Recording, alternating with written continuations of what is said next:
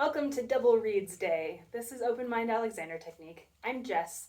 Today we're looking at challenges and advice for double reed instrument players. So our double reeds are oboes, bassoons, English horns, ye various types of lower bassoons, contrabassoons, fun things, and why they are a bit of a different challenge than some other instruments.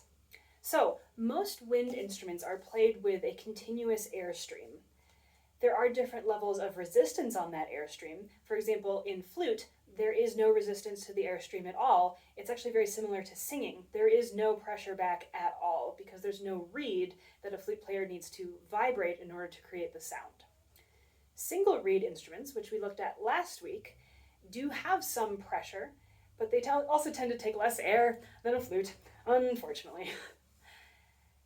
And it's a bit different because the airstream is still continuous, but there's less of it that actually goes into the instrument at a time. Double reeds work differently.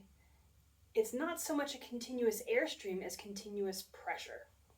So that kind of changes the way that we have to think about breath for double reed instruments. So this is why for oboe and bassoon players, you need to be able to map out in any piece that you're playing your exhales as well as your inhales. If you're not a double reed player, you can approximate this by just holding a finger in front of your lips and just blow until there's a little bit of pressure. And hold that for a while, and eventually you'll find that you just need to breathe because there's not enough oxygen getting to your brain, and then there's going to be air left over. So you have to let it out and then back in again. That's the challenge with double reeds. Bassoons also have some additional challenges physically, which is one of the things that we're going to look at here with the judicious use of the largest boom whacker I can get my hands on, because bassoon shoulder stuff is a challenge. It's really hard. So we will talk about that in a bit. Let's talk about breath. When we're dealing with double reed breath, one of the things that I find comes up a lot with my students is the collapse on their exhales, because the exhale needs to happen fast. There isn't enough time in the phrasing of the piece that they're playing to be able to both exhale and inhale in the same amount of time that me over in the flute section, I get to just inhale really quick and keep going. It takes them just a little bit more time to be able to get out the old stale air and then bring in a new lungful of air. So one of the things that I work with bassoons and oboe players on is maintaining upright throughout their exhales. So first we work on this away from the instrument, being able to allow widening. I would recommend that ye double reed players go and watch the video I just did on single reeds, because we talk a lot about shoulders and breath. All of that's going to be exactly the same, so please go check that out. I'm still allowing widening across my collarbones so that I'm not curling myself in or trying to pull myself backwards. Both of those are just doing extra work. I'm just going to stick with this tall, expansive, and free uprightness. I'm not trying to hold myself into one absolutely vertical position, because that's just going to make me freeze into place. And then I'm actually going to be using more muscular effort to stay there. So for a lot of students, really the majority of students, it's really anyone who's not hypermobile, tends to use this idea of up. Up is really helpful because up is mobile, up is flexible. Up moves with me. So up is really just away from my sit bones, if I'm thinking of this from a perspective of seated playing. So up is moving with me. So if I do need to lean forward for a second, you'll see a lot of oboe players doing this a lot as part of their phrasing. It's totally fine, absolutely. Make sure it comes from here. These are my hip joints. So here's hip joints on stand. So this ball and socket joint. Letting go of my legs is going to be really important for maintaining that ease. So allowing the chair to do its job, supporting underneath me, under my torso. Allowing the floor to do its job of supporting my legs. Now in the single reeds video, we also talked a bit about leg support and different height chairs. And just know that even if you need to do something like tuck one or both legs back, that's totally fine. You can still allow the legs to let go and allow the floor to support your feet, even if there's only the balls of your feet and your toes in contact with the floor. It's just less of the foot that's touching, but that's fine. There's still some support there. It's just a little bit harder to do if you don't have full support under the whole foot. And that's going to work to different extents for different people. What I encourage my students to do is have a whole menu of positioning options to choose from. In the most ideal world, would we find exactly the right height chair for each person? Yeah, that'd be great. And no one who thinks that's realistic is actually in the music industry. It doesn't happen. You have to use whatever equipment you're given in your performance setting, and you're not necessarily going to be able to choose that. So, viewing it as I have this whole menu, and maybe some of these are my favorites, my favorite menu items, and some of these I really don't like this one, I only resort to this when I have to. It's still really useful to have practiced it. So what I recommend for my students is practicing being at the very front of the chair and having the legs either forward or tucked back, or maybe just one, and still maintaining up. Still allowing these little rotations, these spirals around the axis of my spine to not collapse me down and in. What I don't want to see is my students doing this. This initial movement creates a problem. So let's look at it from the side. Why is this a problem?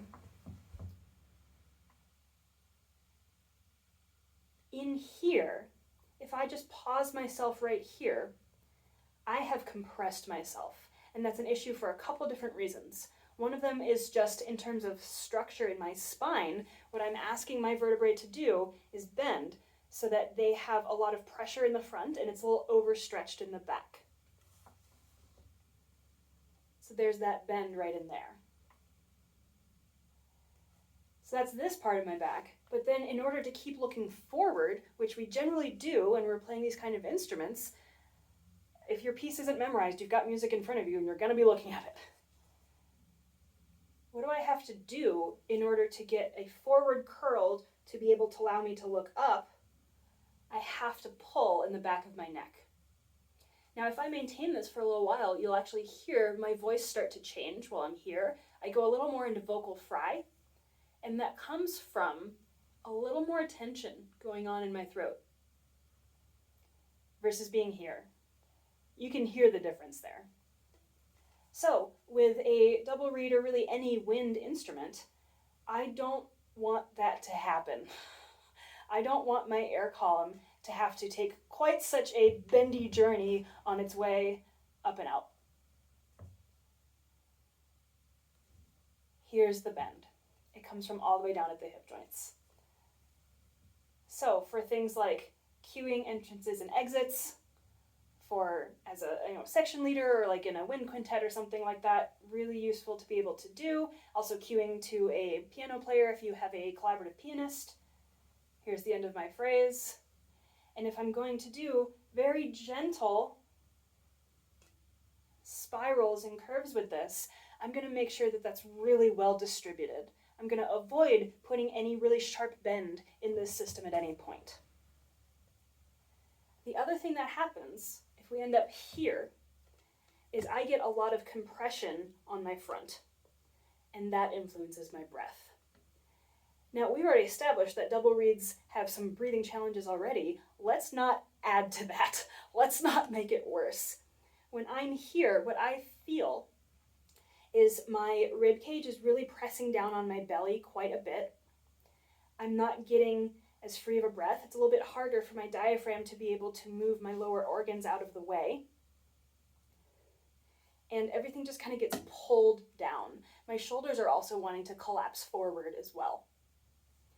So maintaining my up, or for hypermobile folks, this soft, easy connection all the way from the head down to the pelvis it's a balanced connection and it's equal on all sides. And that helps me maintain that balanced equilibrium so that if I need to come into a spiral to be able to move around, I absolutely can.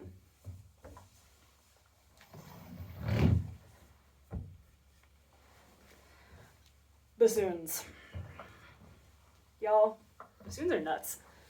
Like the instruments. The people are quite lovely. So the way a bassoon is played while you're seated, which is the typical way that bassoons are often played in an orchestral setting, it's way out here. And this lower hand for most people is almost at hip level. What did I just have to do in order to get there? I had to take my right elbow way back behind myself. Mechanically, the only way to do that is with a pull. This pull takes me well out of my structural neutral. I have never yet met a bassoonist that didn't have some sort of shoulder thing. As far as especially on the right, it is really, really hard, I find, for bassoonists to be able to let their arms move freely because they're spending hours and hours here. I'm here for maybe a couple minutes as I'm demonstrating this or as I'm working with bassoon students. And by the end of that couple minutes, my shoulder hurts. So, I do have my own structural issues with my shoulders with the hypermobility going on there. So bassoon is just not on the list of instruments that I would be able to safely play. I think I would get shoulder injuries pretty frequently with that. So while I'm here for a limited amount of time, really allowing as much ease as I can in the shoulders. One of the things that I find from bassoonists is they tend to really pull the shoulder blades together and back quite easily, especially on the right, because that's kind of where this ends up going. So I'll move to this side so you can see me this way. It's about here. So if you watch this part of my shoulder, what I work with for bassoonists is being able to just slide the elbow back without pulling the whole shoulder girdle back. That comes from the shoulder blade in the back for the most part. So being able to just slide the elbow back and allow that rotation to come from pretty far out is really helpful. So same as we talked about with single reeds, your shoulder does not move from here as far as the actual arm to shoulder blade joint. This little hollow space is between the entire shoulder girdle, including the shoulder blade that sticks through. So that and my rib cage. The actual bone-to-bone pivot point for that, the bone-to-bone connection between the whole shoulder girdle and the rib cage, is way here at the torso. The sternoclavicular joint, where your collarbone meets your sternum at the front and middle of your torso. So if I leave this alone and just practice moving the elbow back, that gets me into a little bit better position than trying to pull the whole thing back. See how that's a kind of different movement? This whole thing now is moving versus just sliding the elbow back. This is going to work a little bit better for bassoon playing. So that was seated. Let's look at standing. All right, so standing bassoon tends to be just a little bit better mechanically, I find, because you don't have to deal with quite the same level of mandatory off-to-the-side-ness that you do when you're sitting. The bassoon professor here really strongly encourages people to stand as much as they can. For wind quintets and things like that, they try to get people to stand specifically for the bassoon players. I'm told that that's more of a European style of playing bassoon. When I was in my undergrad here, there was a different bassoon professor who was American, and he mostly had people sitting. So you're going to find different answers on this. I want my students to be able to do both, because you need to be able to do both, so we're going to practice everything. So one of the things that I work with bassoonists on a lot is this availability in the legs. Because with an instrument this big, and needing to have the arm, again, that right arm has got to be able to slide back, I want them to be able to move from the legs. So this is keeping the whole back, the same as we do with just standing and sitting, lunging. I find that lunges are wonderful for bassoons because this is an asymmetrical instrument, right? It's always off to the right. And so as they're playing, it can be really helpful to have the left leg slightly forward. It's not a huge lunge. We're not here. But just having a little step, a half a step forward in the left. Make sure that you're not tightrope walking. Have some width in between your feet. And let go of your knees. It's a very slight difference positionally, but it can feel quite different, and it changes the way that your breath works and the way that your torso mobility can be available to move. As with all instruments, music is an expressive activity. I don't want you to become a statue in your efforts to be in correct technique position. So as I'm able to move around with this, I make sure that my setup, and generally for a standing bassoon, they're going to have some sort of neck strap, making sure that the vocal and the reed come to me. I'm not coming to them. I do not want my bassoonists to be here, and a lot of them are. If you Google bassoon player, you will see most of them doing this. It drives me nuts. That's not helpful. So what I find is that sometimes people actually do need to move the vocals slightly up after they've taken lessons with me because they're used to really coming down towards it.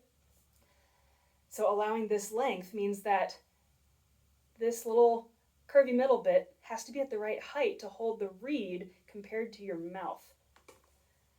And making sure that that's consistently in a good place is going to take some trial and error. It's going to take some practice.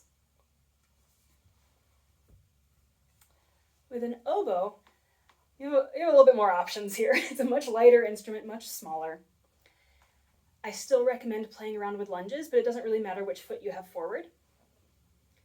So still keeping the whole back, and in here we define the back as going all the way down to the bottom of the pelvis, because here's this unit that needs to tilt together. Keeping all of that back so the pelvis stays back and the knees release forward gives me this freedom of movement. And it lets me still stay upright, no matter whether I need to stay still for a moment or be able to move. It really comes from the legs. So, in summary, dealing with single reed and double reed instruments, as far as the arms, with the exception of bassoon, is pretty similar. But dealing with the breath, just giving yourself some extra time. Make sure that you are mapping out your exhales as well as your inhales, finding that time in your phrasing. When you need to do a really fast exhale to get rid of your old stale air and bring in a lungful of new fresh air, make sure you're maintaining your up through that. So you have this easy, soft connection all the way up, and you're not losing that and collapsing on your exhales. I don't want to see this. This is a problem. With bassoons, really looking at how can you practice sliding that right elbow back without screwing around with the whole shoulder girdle as much as you can. As always, all of these tips are working towards making your playing career, whether that's just as a hobby or as a professional orchestral musician, making it easeful and sustainable and efficient for you long term. Because that's how we maintain healthy relationships with our instruments.